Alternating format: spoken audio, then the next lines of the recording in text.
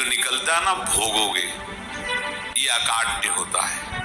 क्योंकि किसी का भी हृदय, मान लो किसी भी जीव जंतु को आप कष्ट दें और उसका हृदय आह भर जाए, तो वो आह वज्र की लेखे तुम्हें भोगना पड़ेगा। वो आह किसी की ना लेना जिंदगी। कोई ऐसा कोई आह भर करके कह दिया तुम समर्थ हो, हम तो कुछ कर नहीं सकते, और अंदर से दुख, फिर तुम्हारी सामर्थ्य काम नहीं करेगी। ऐसा नहीं कि आप जो कर रहे हैं कोई देख नहीं रहा, कोई हिसाब किताब नहीं। जो जीव स्वयं नित्य निरंतर कर्मों के जाल को रच रहा है और अपने आप को बांध रहा है। आपको मुक्त होना है, बंधना नहीं है। जीव का जन्म कर्मों के अनुबंध से होता है, कर्मों के बंधन से होता है, और उसको अपना ऋण चुकाना होता है। कर्मानुबंध ये बहुत सूक्ष्म विषय है। जैसे आप जिस परिवार में जन्म लिए हैं, तो उस परिवार के लोगों से आपका ऋण है, इसलिए उसी परिवार में आप आए हैं। और ऋणानुबंध, उसको बिना चुकाए या बिना वसूल किए आप वहां से जाएंगे नहीं।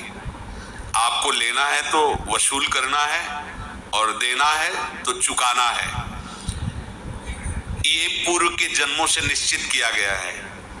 जैसे किसी के यहाँ पुत्र हुआ, जन्म से ही पैसा खर्चा शुरू हुआ, जो बड़ा हुआ तो उद्दंडता के द्वारा मार पूरे परिवार को क्लेश पर क्लेश देता चला जा रहा है। ये तुम्हारे कर्म का फल है। या ऐसे शक्तिहीन बुद्धिहीन ऐसे पागल पूरे जीवन सेवा करो, तुमसे अपना हिसाब चुकाने के लिए वो आया है। अब परिवार के जो सदस्य जुड़े आके, मतलब पत्नी आते ही पूरी हृदय में आनंद, परिवार में आनंद, और जीवन भर वो आनंद ही सुख देने के लिए उसका जन्म हुआ। वो अपना ऋणानुबंध मुक्त, और आते ही भयंकर क्लेश खड़ा कर दिया, बीच में दीवार और झगड़ा वैसा, फिर अतरे दिन मारपीट शुरू, कलह अशांति, पूरा जीवन नरक हिसाब करने आई। यहां ऋण चुकाए बिना कोई जा नहीं सकता, ऋण चुकाना पड़ेगा। किसी का ऋण वसूल करना है तो किसी को ऋण चुकाना है, दोनों काम करने होते हैं। अनेक जन्मों में अनेक लोगों के साथ हमने जो बर्ताव किए हैं, अच्छे या बुरे, वो होंगे। अब किसी आदमी को हम जानते नहीं, अचानक मिला, अचानक टक्कर लगा और मार पीट गाली गुप्ता सब कर दिया, चुपचाप सह लो। क्यों? ये आपका हिसाब है। पूर्व का ही द्वेष नहीं, कोई संकल्प नहीं, अचानक घटना घटी और हमसे द्वेष करने लगा, हमें पीटने लगा, हमें गालियां दे, ये हिसाब है, चुपचाप सह जाओ। अपने घर का भाई ही भारी दुश्मन बन गया और क्लेश, हिसाब है। एक प्रभुदत्त ब्रह्मचारी जी की वाणी में पढ़ा था, एक महात्मा जी भ्रमण करते थे, तो उस समय असरफियां चलती थी, मोहरे असरफियां, तो उनको भेंट में देते लोग। तो या तो ठाकुर सेवा में लगे तत्काल, या संत सेवा में तत्काल लगे, उसका संग्रह करके डोलना ये ठीक नहीं है। बैरागी के लिए सिद्धांत में ये ठीक नहीं है। तो जब 2, 4, 6, 8 ऐसे मोहरे हुई, उन्होंने विचार किया कि और भ्रमण करके जब काफी मोहरे हो जाएंगी तो प्रयागराज में जब कुंभ पड़ता है, एक बार पूरे सब अखाड़े के संतों को, अलग अलग संप्रदाय सब संतों को बुलाएंगे और सबको खुआएंगे। अब साधु है तो यही विचार करेगा, और क्या विचार करेगा। तो उन्होंने एक ऐसे डंडा बनवाया, बेंत, जो ऊपर से चूड़ीदार और भीतर पोला, और मोहरे उसमें डालते गए। और भ्रमण, जहां जहां श्रद्धालु भगत सबके यहाँ जाना और इच्छा रखना कि एक मोहर तो दे ही दे दक्षिणा में। कामना कोई भी हो वो बांधती ही है, ध्यान रखना। इसीलिए प्रभु जो चाहे वो करे, अपनी चाह नहीं रखनी चाहिए, अपनी चाह प्रभु की चाह में मिला देनी चाहिए। धीरे धीरे वो छड़ी भर गई। भ्रमण करने वाले महात्मा चूड़ी लगाई, इंतजार करते रहे। जब प्रयाग का कुंभ पड़ा तो चले। तो रास्ते में एक गांव में पूछा जाता है जैसे कहीं रुको कि कोई श्रद्धालु ऐसा है जो संत सेवी है, तो कुछ लोगों ने बताया हाँ एक परिवार है बहुत संत सेवी है और आपको मिलाते हैं उनसे। आइए महाराज घर में रुका, खूब अच्छा हलवा पूड़ी पवाया और जो घर के मालिक थे चरण दबाए। चरण दबाते दबाते उनकी दृष्टि पड़ी उस डंडे पे, इतना मोटा और ऊपर से कुछ चूड़ी सी भी नजर आ रही, इस डंडे में तो कोई रहस्य है ही है। अब महात्मा जी को खवा पिला के सुला दिया। महात्मा जी जब सो गए तो पत्नी से धीरे से कहा वो डंडा लाओ बाबा जी का। डंडा वो चूड़ीदार जो ही खोला पलटाया तो सैकड़ों मोहरे। ऐसे संत रोज पधारे भगवान, तुम आनंद हो जाए फिर क्या। पत्नी से कहा नाप के कंकड़ लाओ। वो तो महात्मा जी तो खाए खीर पूड़ी आराम से सो रहे, रात में पूरी प्लानिंग करके उसमें कंकड़ भर के चूड़ी लगाकर सिराने रख दिया, सारी मोहरें हटा ली। उठाए तो वजन पक्का। वैसे बड़े लोग चतुर होते हैं पर ये नहीं जानते कि कर्म कितना भयानक होता है। और उनकी कोई संतान नहीं थी पर धन में इतना प्रेम उनको था, बहुत सावधान रहे। साधु महात्माओं के पास जो अर्थ है, गृहस्थी अगर आता वहीं से है, पर अगर उसको जोर जबरदस्ती या किसी छल कपट से, तो वो उसका विनाश ही करता है। आज तक का प्रमाण है। अब उनको ये भाव पता नहीं होगा या पता होगा तो लोभ के कारण वो उसको मान नहीं पाए होंगे। महात्मा जी गए प्रयाग में, किसी अखाड़े पर रुके और वहां प्रार्थना की कि कल जो है संपूर्ण अखाड़ों का निमंत्रण किया जाए और सब संतों को भोग पवाया जाए और उनको दक्षिणा भी दी जाए। महंत ने सोचा कि बहुत बड़ा है तो उत्सव है, क्योंकि प्रयाग में कितने हजारों संत महात्मा सब।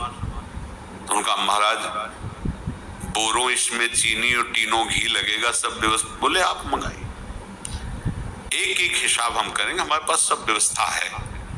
बोले कुछ तो पहले दे दो, वो इकट्ठे देंगे हम। उनको था कि अगर हम छड़ी खोला और दो चार मोहरे दी, किसी को पता लग गया तो गड़बड़ हो सकती। बोले हम भंडारे के समय आखिरी में सब कुछ आपको दे देंगे। ठीक है। वो अपने पास से पैसे लगाकर खूब जितना सामग्री सब लाए लाखों की, और सब संतों को निमंत्रण कर दिया। संत जन निमंत्रित हो गए, भंडारा बन रहा है। तब वहां के महंत है और उनका देखो भंडारा भी बन रहा है, संतों को निमंत्रण। अब आप अर्थ की व्यवस्था कीजिए, क्योंकि इतनी बड़ी हमारी सामर्थ्य नहीं थी जितना हमने किसी तरह हमने व्यवस्था की। अब मुझे अर्थ चाहिए, तभी आगे की व्यवस्था बढ़ेगी। संतों को दक्षिणा देंगे और जिनसे अर्थ लिया उनको दे। देखो रसोई बन गई है सब। उनका अच्छा तुम्हें विश्वास नहीं तो अभी चूड़ी खोली, उनको तो था ना कि मोहरे हैं कंकड़। तो जैसे कितना उनको सदमा लगा होगा, हजारों संतों का निमंत्रण, रसोई बन, मतलब संत हो के छल कपट। तो उनका महाराज आपने तो हमारा नाश कर दिया, जो महंत थे। अब बताओ रसोई बन गई, संत निमंत्रित हो गए और आप ये कंकड़ दिखा रहे हैं हमको। आपने तो हमें बर्बाद कर दिया, हमारी इतनी सामर्थ्य नहीं थी, आप पहले बता देते। संत होकर ऐसा छल कपट। अब वो बोले तो क्या बोले, क्योंकि उनको पता था कि मोहरे हैं इसमें। अंदर से उनका चिंतन गया उसी सेठ के पास, अच्छा ऐसा धोखा हमारे साथ किया, भोगोगे तुम। ये जो निकलता है ना भोगोगे, ये अकाट्य होता है। क्योंकि किसी का भी हृदय, मान लो किसी भी जीव जंतु को आप कष्ट दें और उसका हृदय आह भर जाए, तो वो आह वज्र की लीक है, तुम्हें भोगना पड़ेगा। वो देखो भीष्म जी को भोगना पड़ रहा है ना। सांप को ऐसे धनुष की नोक से उठाया और बंबूल के कांटों के ऊपर फेंक दिया, कई दिन तक शेदा हुआ, वो आह भर करके मरा। तो आपको 6 महीने बाणों की सैया पर आह किसी की ना लेना जिंदगी। कोई ऐसा कोई आह भर करके कह दिया तुम समर्थ हो, हम तो कुछ कर नहीं सकते, और अंदर से दुखी, फिर तुम्हारी सामर्थ्य काम नहीं करेगी, मिट्टी में मिला देगी। फिर ये तो संत थे और भगवत आराधना के लिए, संत आराधना के लिए ही ऐसा किए हुए थे। अब इनका कैसे मुंह दिखाएं, अब क्या करें। सुबह संत जन आएंगे, सबके बीच में हमारी कि देखो इन्होंने अब क्या करें। गए और संगम में जाके छलांग लगाई, अपने प्राण त्याग दिए। अब उनके तो पास मोहरे थी और व्यापार बढ़ा, और 9-10 महीने बाद ही लड़का हुआ। अब तो उनको कि संत फलीभूत हो गया। देखो व्यापार चल रहा, लड़का नहीं होता था, लड़का भी हो गया। बड़ा आनंद छा रहा है। जब से वो प्रकट हुए और धन की वृद्धि शुरू हो गई, पढ़ाई लिखाई में उनके खर्चा हुआ, सब बस बीमारी शुरू हो गई उनके शरीर में। अब उसमें पैसा जाना शुरू हुआ। इतने आसक्त तो वो दोनों हो गए कि कुछ भी हो, व्यापार ठप, संपत्ति बेचना शुरू। तो उन्होंने कहा कि बेटा मैं क्या कर सकता हूं तुम्हारे लिए। बोले हमारी अंतिम इच्छा है प्रयाग चलो, और जितने प्रयाग में संत महात्मा सबको एक बार भंडारा करवाओ। हमारी इच्छा अंतिम है, क्योंकि अंतिम यही इच्छा थी। बोले अब ज्यादा संपत्ति तो नहीं रह गई। तो बोले घर बेच दो, मेरे लिए ही तो है, बेच दो। मुझे लगता मैं बचूंगा नहीं, पर मेरी अंतिम इच्छा पूर्ण कर दो। घर बेच दिया, जेवर बेच दी। वहां गए, जब संत सेवा की तो बोले मुझे संगम तक ले चलो। संगम तक ले गए और बोले समझे तुम चुराए थे और हमने उसको छीना है, कुछ नहीं रह गया तेरे पास कुछ। अब केवल ममता और आसक्ति में जलकर मर और नरक प्राप्त कर। मैं वही महात्मा हूं जिसकी तूने मोहरे ली थी, शरीर छोड़ दिया। महात्मा को जन्म लेना पड़ा और इनको दुर्गति भोगनी पड़ी। ऋणानुबंध होश में, ऐसा नहीं कि आप जो कर रहे हैं कोई देख नहीं रहा, कोई हिसाब किताब नहीं। जो कर रहे हैं अवश्य में भोक्तव्यम, बहुत सावधान। अनेक जन्मों में अनेक लोगों से जो कुछ लिया दिया है, इस लेने देने को मिटा देने के बाद ही तुम मुक्त हो गए। इसीलिए एक उपाय है, लेना न देना मगन रहना। क्या? मालिक को समर्पित हो जाओ, मालिक को अपना माना हुआ समर्पित कर दो, खत्म। अहम त्वाम स्वरूपापेभ्यो मोक्षयिष्यामि, सब खत्म। आगे पीछे लेना देना सब खत्म। एकादश स्कंद में भगवान श्री कृष्णचंद्र जी ने कहा जो मेरे चरणों का आश्रय लेकर मेरा भक्त मेरा भक्ति करता है, उसके पितृ ऋण, मातृ ऋण, देव ऋण, ऋषि ऋण, सब ऋणों से मैं मुक्त कर देता हूं। बस यही एक उपाय है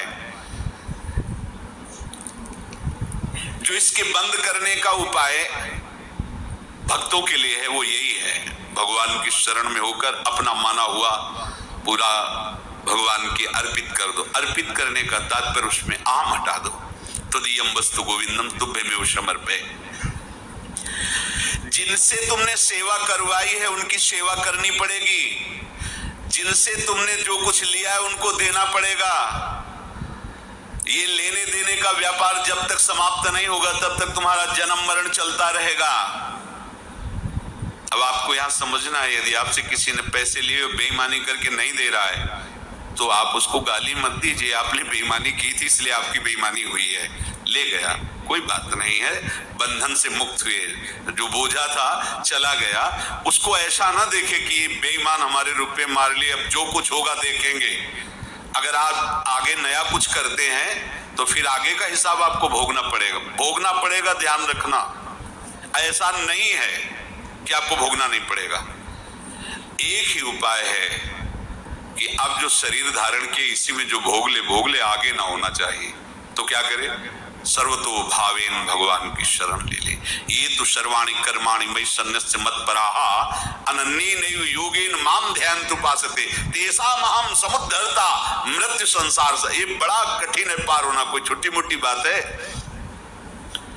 एक महात्मा बाल्यावस्था से भजन करते थे, शालिग्राम भगवान पास रखते थे और उन्हीं की आराधना करके बस पाठ, नाम, जप और भ्रमण करते थे। यौवन अवस्था थी, गंगा जी के किनारे अपने ठाकुर को विराजमान करके स्नान करने के लिए कपड़ा ही उतार रहे थे कि 90 लोग आ गए, भाला तलवार सब ले, मारो मारो इसको मारो, घेर लिया।